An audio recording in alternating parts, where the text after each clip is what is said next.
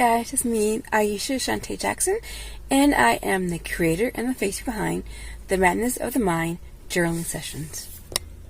For today's message, I would like to talk about how to accept God's will.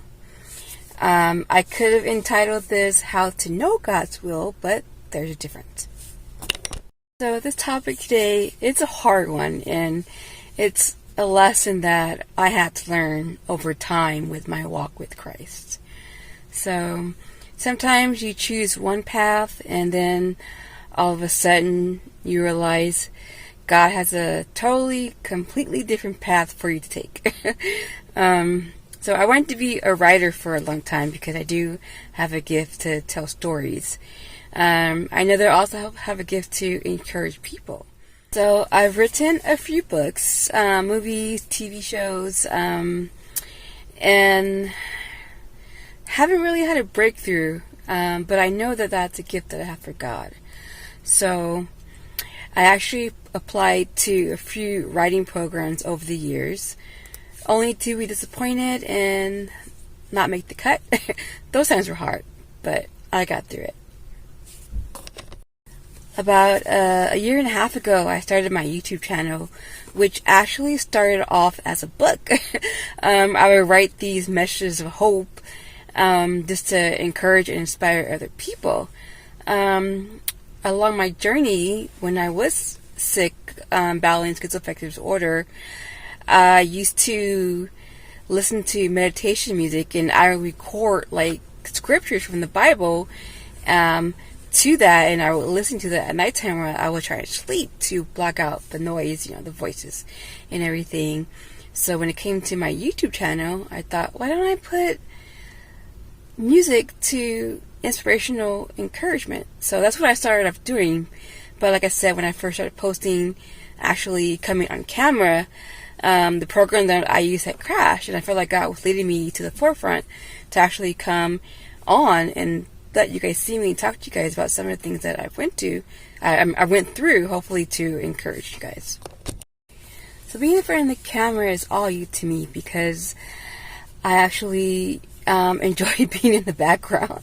I wasn't one to want to be on camera, things like that. But like I said, I felt like God was leading me to do that and leading me to actually get up or stand up and give my testimony and give my story. I've had a speaking engagement, and that was new. That was scary, but like I said, it allowed me to share my story, and I felt like that is the path that God is leading me to. And I truly believe that the Lord has only the best intentions for us in our lives. In Jeremiah 29:11, it says, "For I know the plans I have for you, declares the Lord, plans to give you a hope and a future." So once you decide to align your will with God's will, He will be there for you. He'll make a way. I won't say that it's easy because, like I said, I'm still get uncomfortable in front of the camera or speaking in front of people. That just wasn't me. But I think I'm starting to get the hang of it. And the funny thing is, what God wants me to do is actually something I want to do. I wanted to do for a long time, but I just didn't have the courage to go about it and do it. As I'm doing what I believe the Lord has called me to do, doesn't mean that I can't write, because I'm still writing, but it just means that right now in my life, this is where God wants me to be. Proverbs 3:5-6 says, "Trust in the Lord with all thy heart, and lean not on thy own understanding. In all thy ways acknowledge Him, and He shall make your path straight."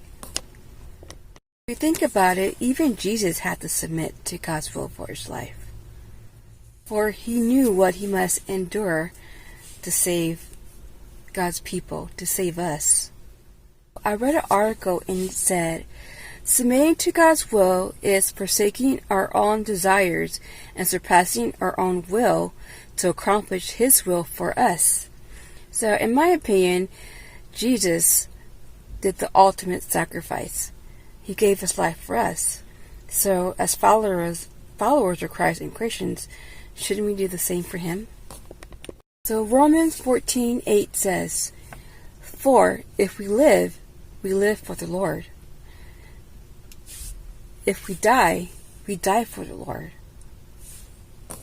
Therefore, whether we live or die, we are the Lord's. Whatever the Lord is calling you to do may be hard, it may be scary, it may be uncomfortable, but I do believe He will see you through. Galatians 2:20 says, I have been crucified with Christ, and it is no longer I who live, but Christ who lives in me. And the life which I now live in the flesh, I live by faith in the Son of God, who loved me and gave Himself up for me. So I hope this message gave you some food for thought in your walk with Christ. Hopefully it will empower you to do God's will in your life, to be strong. In conclusion, my final thoughts. Romans 10:9 says, if you declare with your mouth Jesus is Lord and believe in your heart that God raised Him from the dead, you will be saved.